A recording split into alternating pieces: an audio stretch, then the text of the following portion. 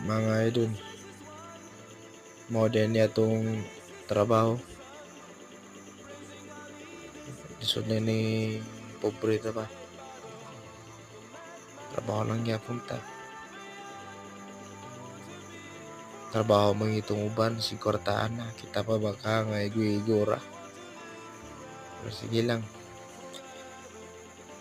Dili pa siguro panahon na to nga mga kwarta ta. O, ako nga idol, oh. Kaway-kaway siyang kamot niya. Shout out daw sa awa daw. Shout out to sa mga idol ako diha.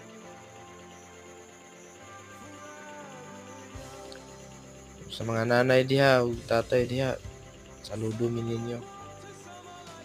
Ninyo giminggi pa dako ug maayo. Mga idol. Maura ni